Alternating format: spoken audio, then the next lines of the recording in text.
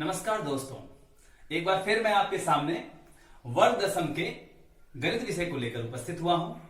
आज का जो हमारा भाग है वो द्वितीय भाग है। हम लोग क्लास 10th के इकाई 1 वास्तविक संख्या का अध्ययन कर रहे हैं। इसके पहले भी पहले भाग में आप लोगों ने संख्या परिचय का अध्ययन किया है।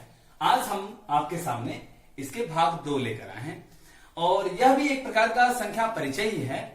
क्लास 10th में हमें विभिन्न प्रकार की संख्याओं के बारे में अध्ययन करना पड़ता है। होता क्या है कि कई बार हम लोग संख्याओं का पूर्ण अध्ययन न करके सीधे विषय वस्तु पे आ जाते हैं। ऐसी स्थिति में जो हमारी समझ है वो अधूरी रह जाती है। तो चलिए हम लोग सीधा आज विषय वस्तु पे आ जाए। चूंकि आज का दिवस बहुत शुभ दिवस है, आज मदर डे भी है, तो सबको पहले जितनी भी जगत की माएं हैं जो हमारे लिए वंदनीय और पूजनीय हैं, उन सभी माओं को हमारा सादर नमन है। अब हम लोग अपने विषय वस्तु में आते हैं। आइए, तो आज हम लोग अपने विषय वस्तु पे बात करेंगे। आज के इस वीडियो में हम लोग देखने जाएंगे प्राकृत संख्या। पहले भी हम लोगों ने बहुत सारी संख्याओं का अध्ययन पूर्व भाग में देख चुके हैं, भाग 1 में। अगर आपने इसका अध्ययन नहीं किया है तो आप भाग 1 देख सकते हैं। तो प्राकृत संख्या के विभिन्न भागों जैसे हम लोग सम संख्या, विषम संख्या, भाज्य संख्या, अभाज्य संख्या के बारे में इस भाग में अध्ययन करेंगे। और साथ ही हम लोग भाजकत्व से जन्म लेने वाले संख्याएं जैसे गुणज या अपवर्त संख्या, भाजक या अपवर्तक, ये शब्द सुनने में बड़े सरल लगते हैं, लेकिन कभी कभी ऐसा होता है कि जब हम इसके बारे में पूरी समझ नहीं बना पाते हैं तो ये संख्या केवल सुनने लायक ही बनकर रह जाती है। हमारी समझ इतनी परिपक्व होनी चाहिए कि जब हम किसी भी शब्द का नाम लें, जैसे हम योग करने बोलते हैं तो आप तुरंत जोड़ लेते हैं, 2 जोड़ 2, तो आप समझ जाते हैं कि हमको क्या करना है। आप उन प्रतीकों के माध्यम से अमूर्त कल्पना को मूर्त रूप दे देते हैं। ठीक उसी प्रकार ये जो शब्द हैं, ये शब्द एक सार्थक प्रतीक के रूप में हमारे मस्तिष्क में आता है और हम उसके आधार पर क्रियाएं करते हैं। तो आज हम लोग इन शब्दों के बारे में जानेंगे। इसके साथ साथ हम लोग यूक्लिड विभाजन प्रमेय का, जो क्लास 10th की पहली इकाई की सबसे महत्वपूर्ण क्रियाएं हैं जिसके आधार पर हम लोग एचसीएफ आदि सीखेंगे, इसके बारे में। और यही यूक्लिड भाग लेमा भी है, क्योंकि यूक्लिड विभाजन परिमेय को ही यूक्लिड भाग लेमा कहते हैं। दोनों के बारे में इसका अध्ययन करेंगे। साथ ही यूक्लिड विभाजन एल्गोरिथम। यहां पर एक बड़ी रोचक बात यह जानना है कि कभी कभी हमको लगता है कि इसे यूक्लिड विभाजन प्रमेयिका और यूक्लिड विभाजन एल्गोरिथम एक ही चीज है। हम लोग मुख्यतः ऐसा मान लेते हैं, लेकिन इन दोनों में कुछ भिन्नताएं हैं। इस विषय पे भी हम लोग चर्चा करेंगे। इसके बाद आज के इस भाग में हम लोग अध्ययन करेंगे महत्तम समापवर्तक अर्थात एचसीएफ, हायर कॉमन फैक्टर के बारे में। तो चलिए, आज का विषय वस्तु तैयार हो गया। अब हम लोग अपने विषय की ओर आगे बढ़ते हैं। तो सबसे पहले हम लोग जानते हैं प्राकृत संख्या जो 1 से शुरू होकर अनंत तक जाती है। तो हम लोग उदाहरण देख लेते हैं, जैसे 1, 2, 3, 4, ये जो प्राकृत संख्या हम लोग देख रहे हैं अनंत तक, डॉट डॉट जारी अनंत तक। तो इनमें आप देख रहे होंगे एक संख्या विषम है, फिर सम है, विषम है, सम है, इस तरह करते हुए संख्याओं का एक क्रम होता है श्रेणी के रूप में।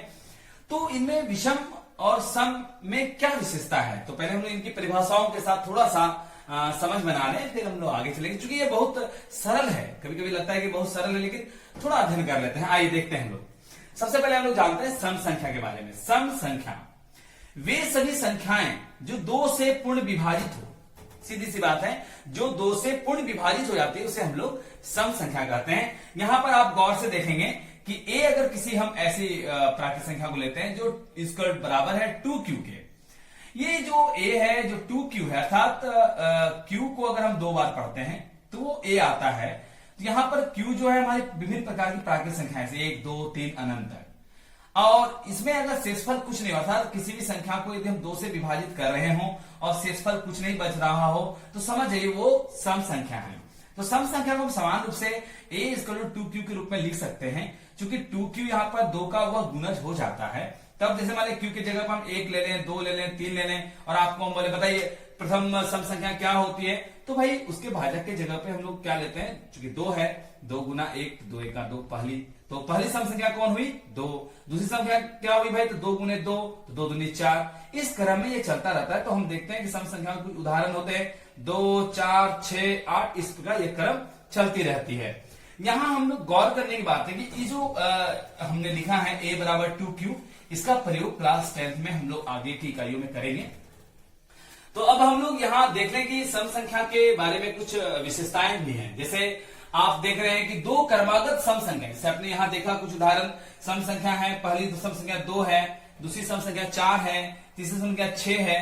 ये जो सम संख्याओं के जो क्रम है इनमें कुछ अंतर है। आप गौर से देखें, प्रत्येक एक के बाद दूसरी जो श्रेणी है उनके बीच का जो अंतर आप गौर से देख पा रहे हैं वो 2 का ही अंतर है।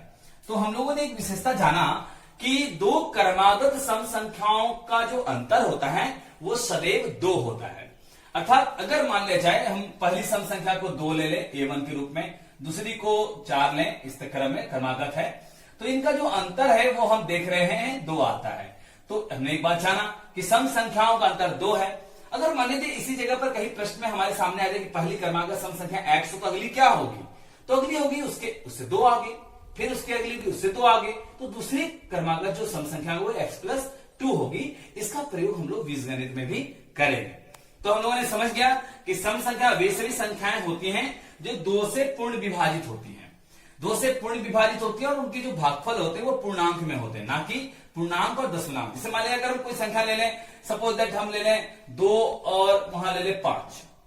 अब इसको अगर भागा देते हैं तो वो 2 दूनी 4, तो ठीक घटाने के बाद एक शेष बच जाता है। यहाँ पर शेष 0 होना चाहिए, तभी वो संख्या सम संख्या होगी। चलिए अब हम लोग देखते हैं सम संख्या के दूसरे गुण में। सम संख्याओं का योग या सम संख्याओं का गुणन सदैव सम ही होता है। जैसे आप देख रहे हैं सम संख्या जोड़ सम संख्या जोड़ सम संख्या का अनंत सम संख्याओं को अगर लेते हैं और उनका योग ज्ञात करते हैं तो इस प्रकार प्राप्त संख्या भी सम संख्या ही होती है। और ठीक उसी प्रकार यदि हम सम संख्याओं का गुणन करते जाएं तो सम संख्याओं के गुणन भी सम संख्या ही होते हैं। तो इस प्रकार हमने सम संख्या की सामान्य समझ बनाया कि वे सभी संख्याएं जो 2 से पूर्ण विभाजित होती हैं और शेषफल कुछ नहीं बचता है और 0 बचता है, तो ऐसी स्थिति में हम कह सकते हैं कि वो संख्याएं सम है। किंतु अब हम लोग बात करेंगे विषम संख्या के बारे में।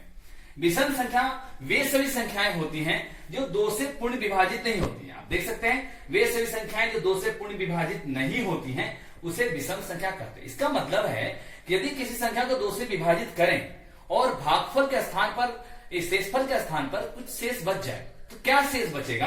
तो यहां पर हम गौर करेंगे, यदि हम a ले लेते हैं किसी विषम संख्या को और 2 से उसको विभाजित करते हैं तो जो भागफल हमारा प्राप्त होता है तो शेषफल 1 बच जाता है। अर्थात वहां पर शेषफल 0 नहीं होता है, 0 के बराबर नहीं होता, शून्यतर हो जाता है। शून्यतर में क्या होता है भाई? 1 हो जाता है। तो ऐसी स्थिति में ऐसी संख्या को हम क्या कहेंगे? विषम संख्या कहते हैं। अब भागफल की जगह पर हम लोग 0, 1, 2 रख करके विषम संख्या ज्ञात कर सकते हैं। अगर आपको हम बोलेंगे पहली क्रमांक विषम संख्या क्या होगी, तो भाई भागफल की जगह 0 लेते हैं तो 2 गुना 0 प्लस 1 करते हैं, तो आप देख रहे हैं यहाँ पर हम भागफल 0 लिए हुए हैं तो इसका मान 0 हुआ, 1 रह गया। तो पहली विषम संख्या क्या हो गई? 1। उसी प्रकार दूसरी, उसी प्रकार तीसरी। अगर इस प्रकार हम विषम संख्याओं को ज्ञात करें तो हमारे पास एक क्रम प्राप्त होता है। वह क्रम आप देख रहे हैं 1, 3, 5, 7 आदि आदि। यहां पर आप गौर से देखिए, जिस प्रकार आपने सम संख्याओं के बीच के अंतर का अध्ययन किया, ठीक उसी प्रकार हम विषम संख्याओं के बीच के अंतर का भी अध्ययन करते हैं। यदि क्रमागत विषम संख्याओं को लें और आप गौर से देखें कि पहली क्रमागत विषम संख्या और दूसरी क्रमागत विषम संख्या के बीच आप देख रहे हैं यहां पर भी 2 का अंतर है। और यदि आप दूसरी और तीसरी के बीच का अंतर देख रहे हैं, ये 5 है, ये 3 है, अंतर 2 है।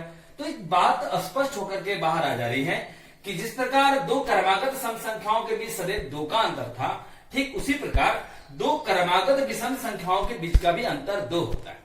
जगह पर हम आपको बोले पहली क्रमागत विषम संख्या यदि x हो तो दूसरी विषम संख्या क्या होगी? तो जिस प्रकार 2 क्रमागत सम संख्याओं का अंतर 2 था, ठीक विषम संख्या में इसी तरह 2 का अंतर से आगे बढ़ती जाएगी। तो यदि पहली क्रमागत विषम संख्या हम अगर x मान लेंगे तो दूसरी क्या होगी? x+2 होगी। तो ये क्रम हमारा बीजगणित में काम आएगा। खैर हम लोगों ने विषम संख्या का एक समझ बनाया।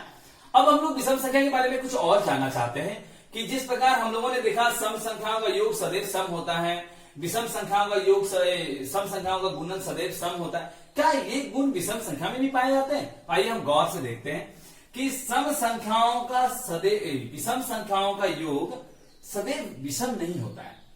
जैसे अगर विषम जोड़ विषम तो 2 विषम संख्याओं का योग यहां सम हो गया, लेकिन विषम जोड़ विषम संख्या लेते हैं 3 तो 3 विषम संख्या का योग विषम हो गया। इसका मतलब यह हम समझ जाएं कि विषम संख्या जब जोड़े में होती हैं तो वो उसका मान सम होता है, और जब जोड़े में नहीं होती है तो उनके योग का मान विषम होता है। इसका मतलब स्पष्ट है कि विषम संख्याओं का योग सदैव ना तो विषम रहता है ना तो सम होता है, अर्थात वो सम विषम दोनों होता है, जोड़े में सम हो जाता है और विजोड़े में विषम हो जाता है।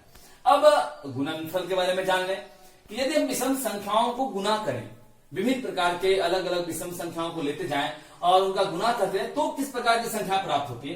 तो हम देख रहे हैं विषम संख्या के अनंत विषम संख्याओं को लेते हैं तो उनका जो गुणनफल आता है वो विषम संख्या होता है। ये कंफर्म हो गया कि सम संख्याओं का गुणनफल और योगफल दोनों सम होता है, लेकिन विषम संख्याओं का योग जो होता है वह सदैव सम अथवा सदैव विषम नहीं होता है, किंतु विषम संख्याओं का गुणनफल सदैव विषम होता है। चलिए, हम लोगों ने दो बातें समझ गए, सम संख्या क्या है और विषम संख्या क्या है। तो प्राकृत संख्या में यदि हम लोग 50 संख्या लेते हैं प्रारंभ से, तो उनमें 25 हमारे सम संख्या और 25 हमारे विषम संख्या होते हैं। तो अब सम विषम की बातें हम लोग थोड़ी समझ बना चुके हैं। अब हमारे पास एक बहुत ही महत्वपूर्ण संख्या आ रहा है जिसका नाम है भाज्य संख्या। भाज्य संख्या होती क्या है? तो भाज्य संख्या वे सभी संख्याएं होती हैं जो 3 या 3 से अधिक संख्याओं से पूर्ण विभाजित होती है। यहां पर समझने की बात है कि कभी कभी क्या होता है, भाज्य संख्या को लोग सम संख्या समझ जाते हैं, नहीं, ऐसा नहीं है। भाज्य संख्या कम से कम 3 और 3 से अधिक संख्याओं से विभाजित होनी चाहिए।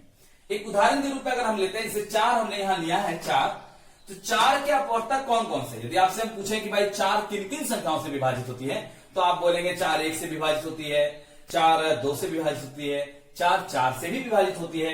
तो इस प्रकार 4 जो है 1 से भी पूर्ण विभाजित है, चूंकि 1 से सारी संख्याएं विभाजित है, 2 से भी पूर्ण विभाजित है और 4 से भी पूर्ण विभाजित है। इस प्रकार 4 जो है 3 संख्याओं से विभाजित हो जाती है। 4 के अपवर्तक 3 है, और अगर उसी जगह हम 6 ले लें तो 6 के अपवर्तक हैं, 1 से भी विभाजित होती है, 2 से भी होती है, 3 से भी होती है और 6 से भी होती है। यहां 6 के जो अपवर्तक हैं उनकी संख्या 4 है, और जबकि 4 के अपवर्तकों की संख्या 3 है। तो हमने जाना कि जिनकी अपवर्तकों की संख्या कम से कम 3 हो और 3 से अधिक हो, वे सभी भाज्य संख्या की श्रेणी में आते हैं। तो सीधी सी बात है, एक सामान्य बात हम लोग जान गए कि भाज्य संख्या वे सभी संख्याएं हैं जिनके अपवर्तकों की संख्या 3 या 3 से अधिक हो। अब हम लोग, अगर आपको हम बोले क्या 5 भाज्य संख्या है, तो आप सोचेंगे 5 किन संख्याओं से विभाजित होती है भाई? तो 5 होती है 1 से और 5 से। तो ये भाज्य नहीं है, तो ये क्या है? जिसके बारे में हम लोग अगले देखते हैं कि जो भाज्य नहीं है वो भाज्य की जगह क्या बनेंगे। तो भाज्य की जगह हम लोग देखेंगे अभाज्य के बारे में, जो उनके श्रेणी में नहीं आते हैं।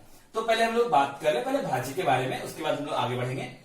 तो भाज्य संख्या के कुछ गुण भी हैं जो क्लास 10 के इस इकाई में उनकी आवश्यकता भी पड़ती है। जैसे गणित के आधारभूत प्रमेय हम लोग जो अध्ययन करेंगे, उनका संबंध भाज्य संख्या से बहुत जुड़ा हुआ है। तो हम जरा जान जाएं कि भाज्य संख्याओं को अद्वितीय अभाज्य संख्याओं के गुणनफल के रूप में व्यक्त कर सकते हैं।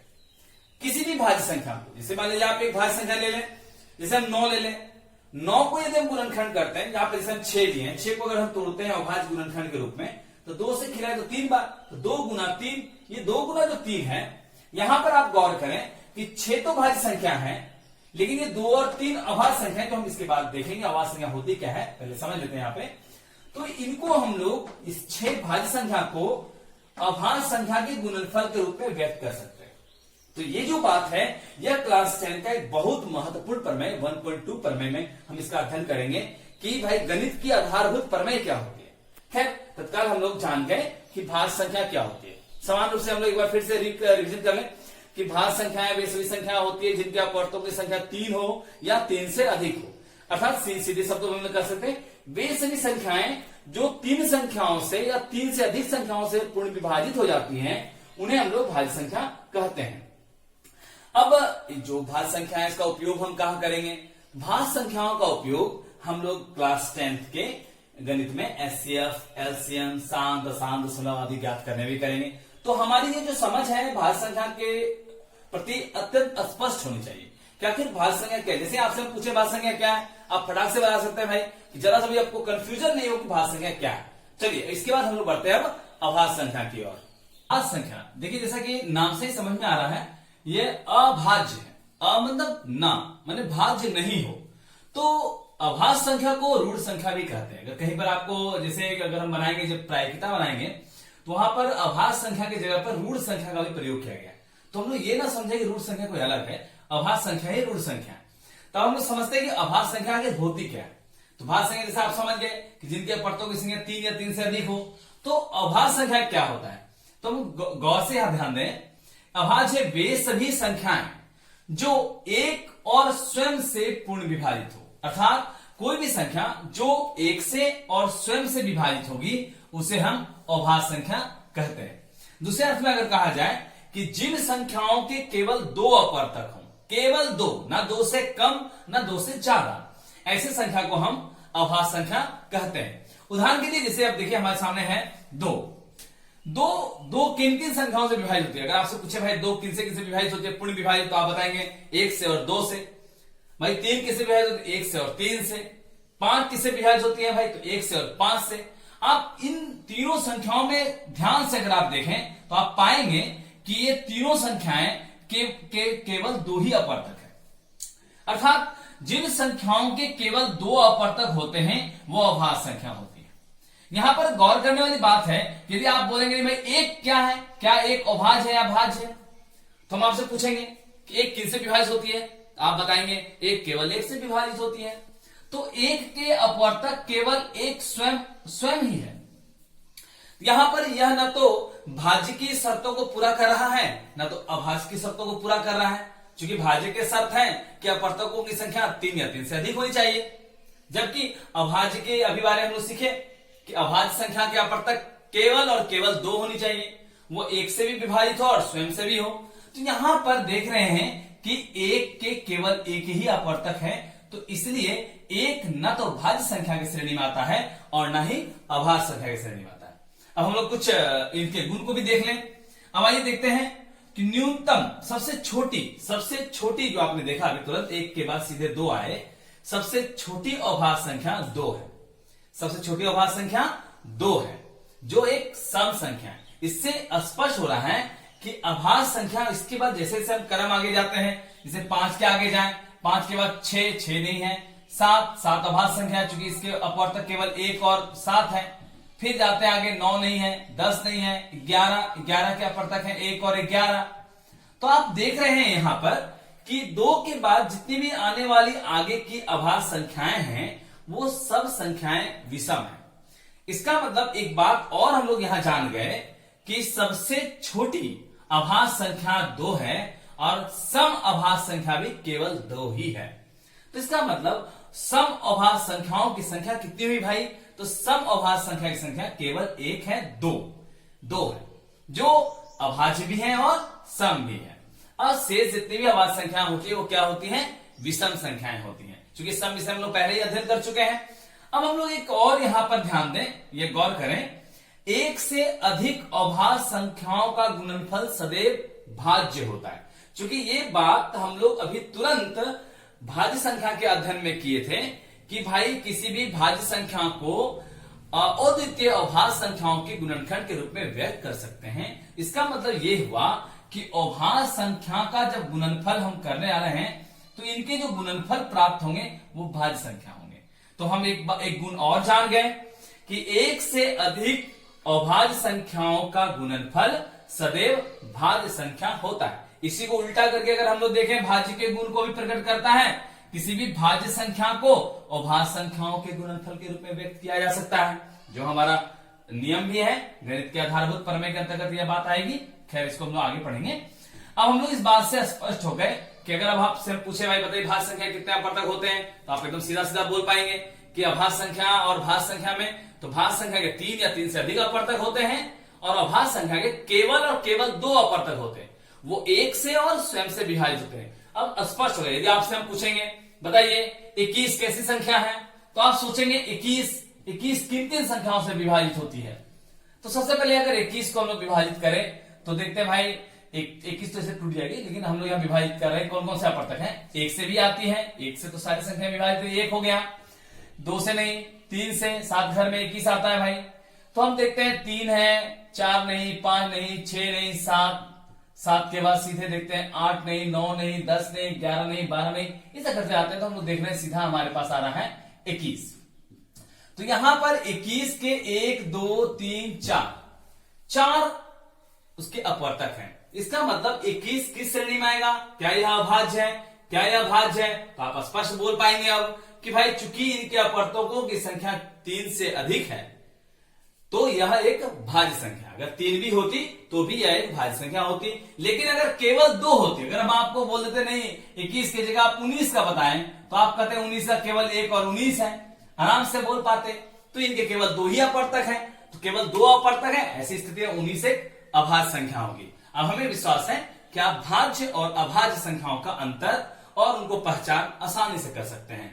चलिए अब हम लोग आगे बढ़ते हैं। इसके बाद हमारे पास आता है सबसे इंपॉर्टेंट चीज जो हमारे सामने है, अगला भाग है हमारे सामने भाजकत्व। अब हम लोग क्या करते हैं, इस विषय को बहुत ध्यान से समझते हैं। भाजकत्व भाग की क्रियाओं में आने वाले गुणों को दर्शाता है। अब गौर से समझिए, यहां पर यदि पूर्णांक a और b, जहां b 0 के बराबर नहीं हो, के लिए एक पूर्णांक q ऐसा मिले कि a बराबर b q हो, तो हम कह सकते हैं कि b a को विभाजित करती है।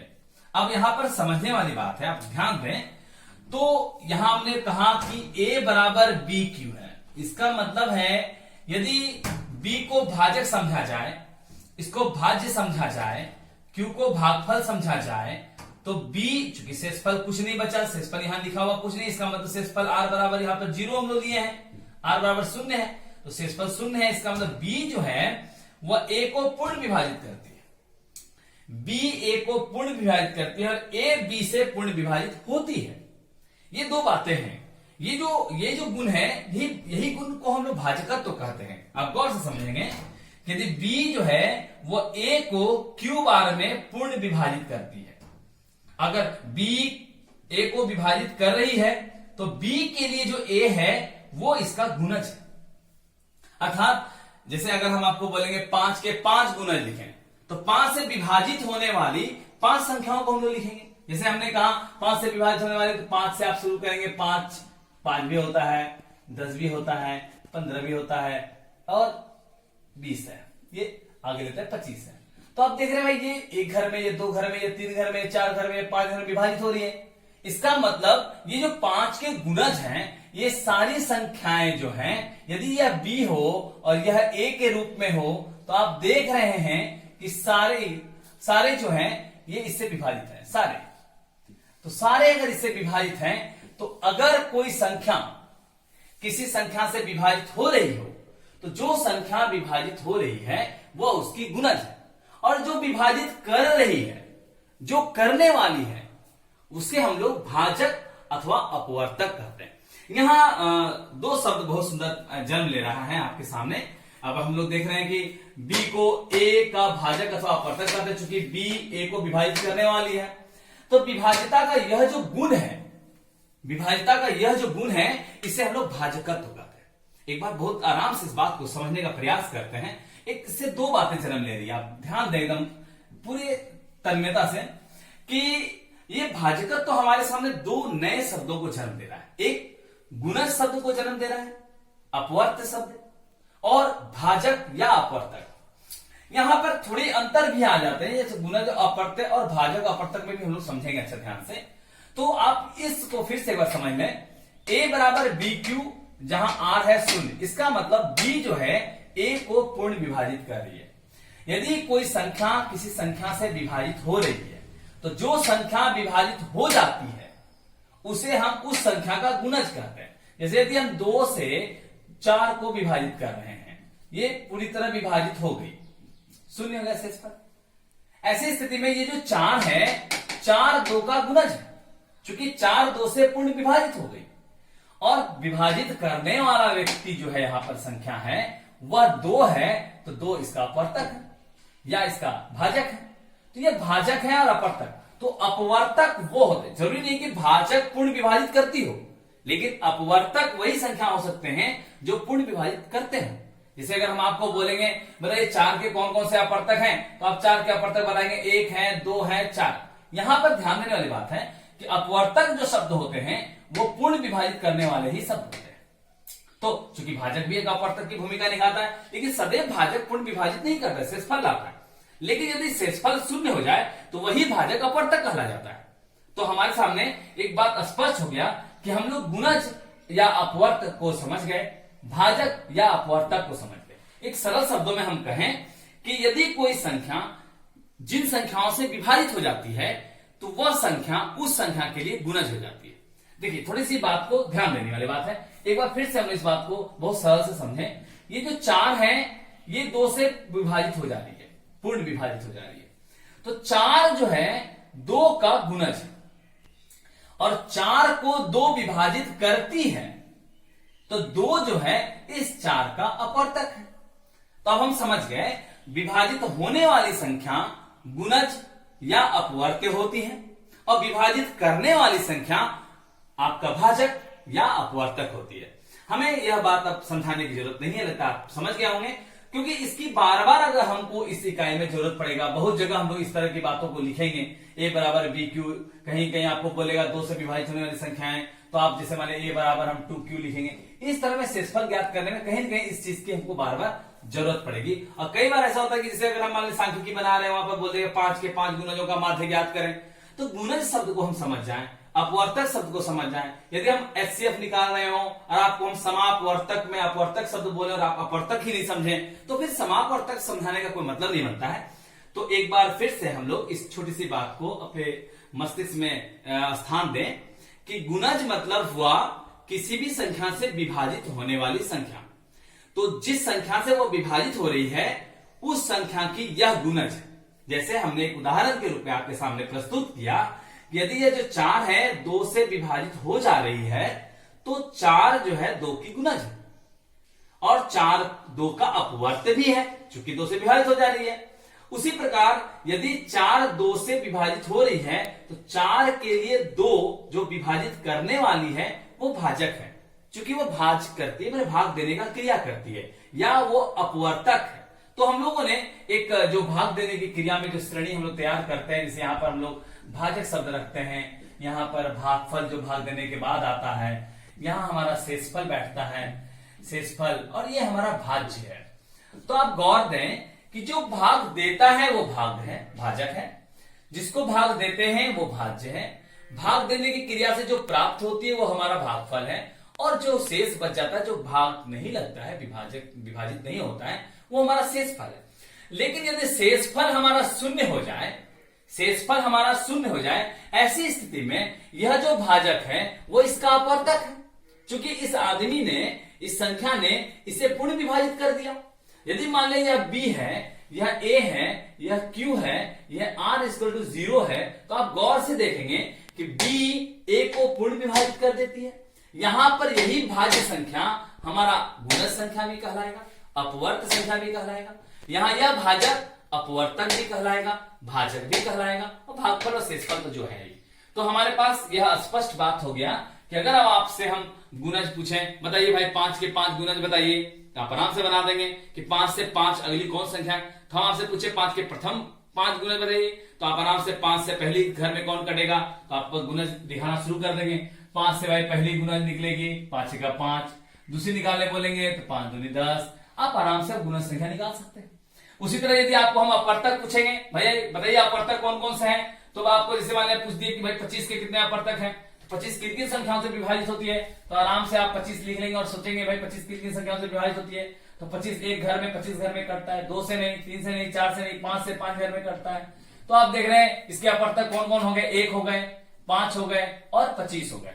तो इस प्रकार स्पष्ट हो जाएगा कि कौन संख्या किसके अपवर्तक है और कौन उसके गुणज है। हमें लग रहा है यहाँ पर हम लोग एक छोटी सी समझ बना पाए स्पष्ट रूप से कि गुणज क्या है और अपवर्तक क्या है।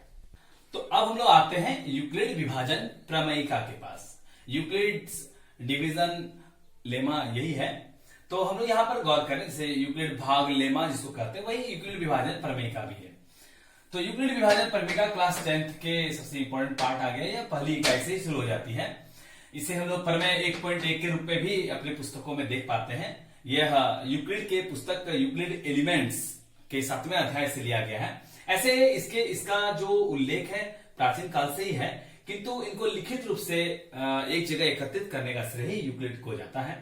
खैर, हम लोग बात करें आज यूक्लिड विभाजन प्रमेयिका का, तो यूक्लिड उनका नाम हो गया, विभाजन भाग देने की क्रिया हो गई, विभाज्यता की क्रिया हो गई, और हम लोग प्रमेयिका के बारे में जान लें कि लेमा होता क्या है।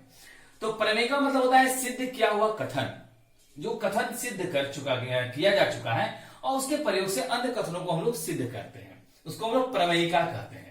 तो आइए हम लोग सबसे पहले प्रमेयिका जाने। यहाँ प्रमेय 1.1 के रूप में हमारी पुस्तकों में है।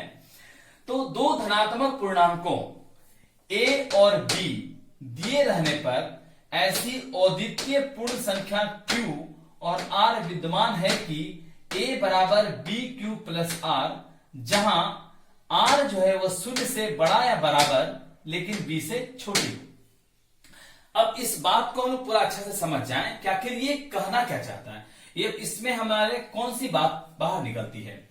तो अगर a को हम भाज्य माने, b को भाजक माने, q को भागफल और r को शेषफल, तो ये एक सामान्य सूत्र हमारे सामने प्रकट हो रहा है कि भाज्य बराबर भाजक गुने भागफल जोड़ शेषफल।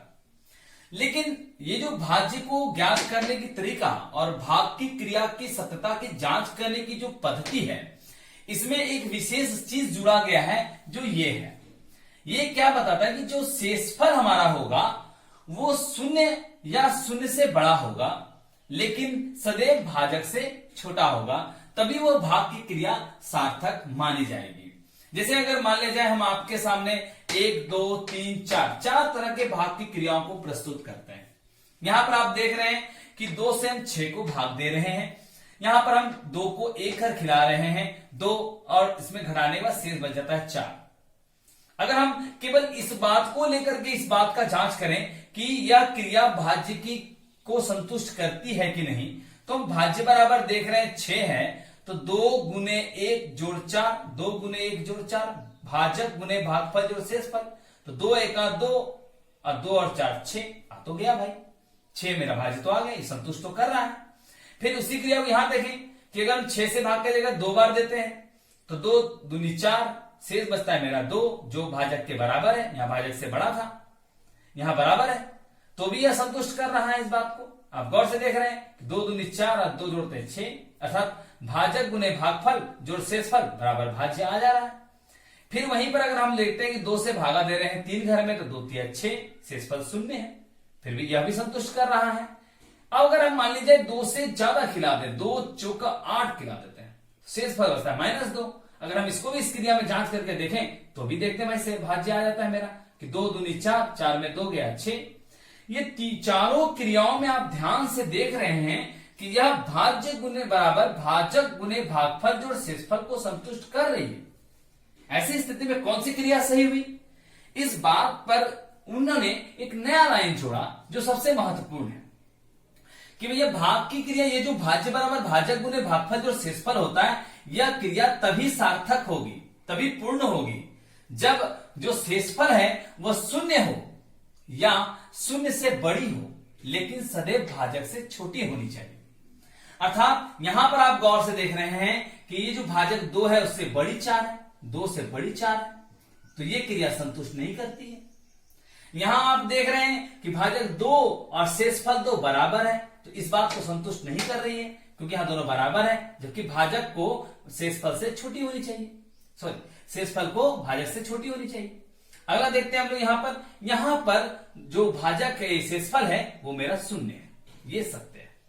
यहां पे आप देख रहे हैं 0 से कम है, ऋणात्मक है, यहां शेषफल 0 से कम है, r जो है वो 0 से कम हो जा रहा है। ऐसी स्थिति में ये शेषफल सार्थक नहीं है। तो इस प्रकार ये क्रिया, यह क्रिया और यह क्रिया भाग की क्रिया को पूर्णतः संतुष्ट नहीं करती है।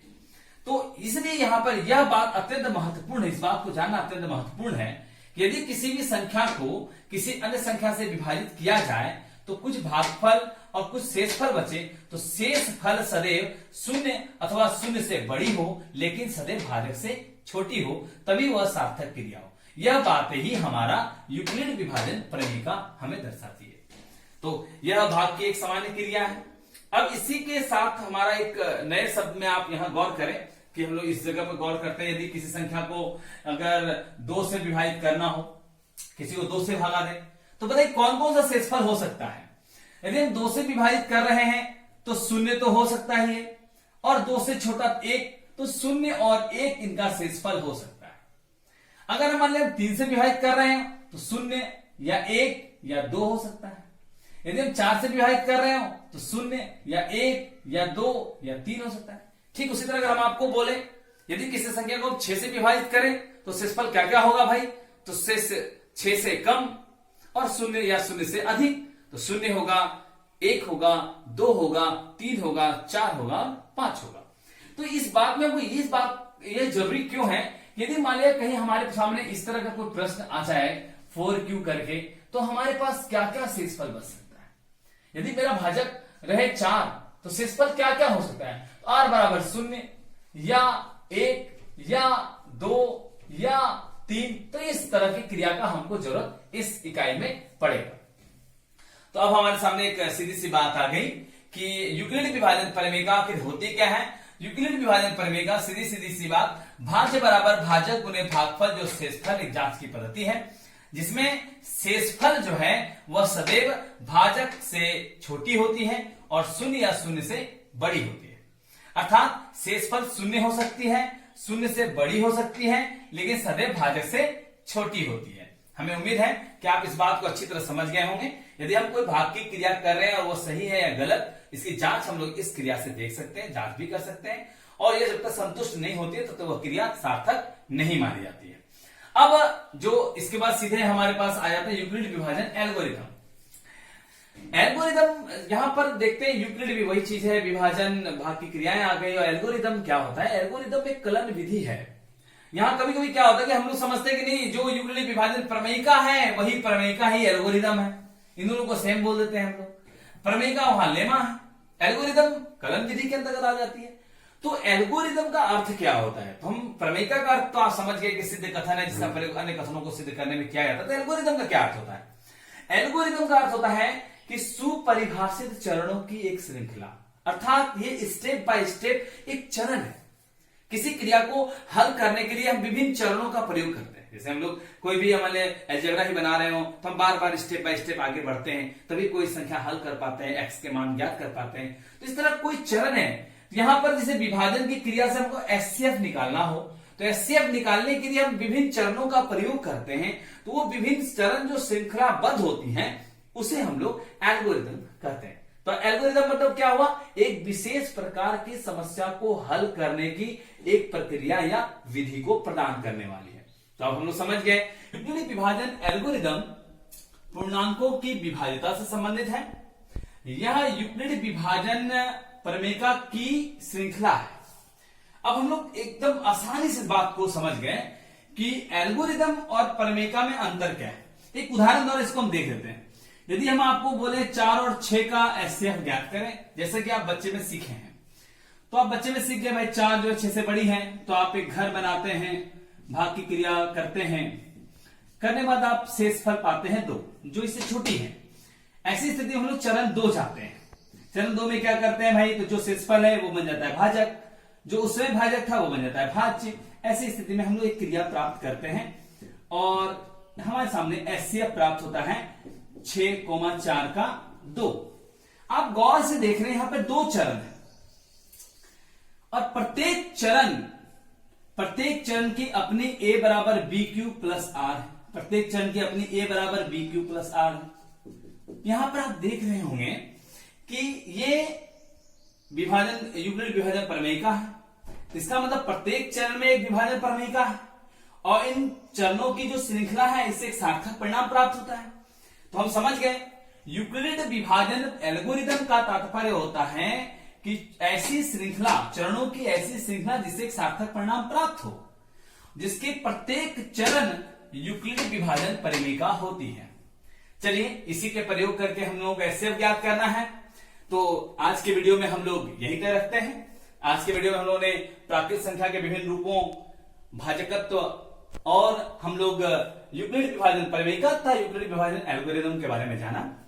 नेक्स्ट वीडियो में जो सबसे महत्वपूर्ण होगा, जहां से हमारी शुरू हो जाएगी कक्षाओं का विषय और इकाइयां, गणित बनाने की प्रक्रिया भी शुरू हो जाएगी, उसमें हम लोग यूक्लिड विभाजन एल्गोरिदम के प्रयोग से एचसीएफ ज्ञात करना, एचसीएफ का तात्पर्य क्या होता है और एक इकाई का कुछ गणितों को भी जानेंगे, सॉल्व करेगा। आज का वीडियो यहीं तक रखते हैं। बहुत बहुत धन्यवाद आप सबको, धन्यवाद।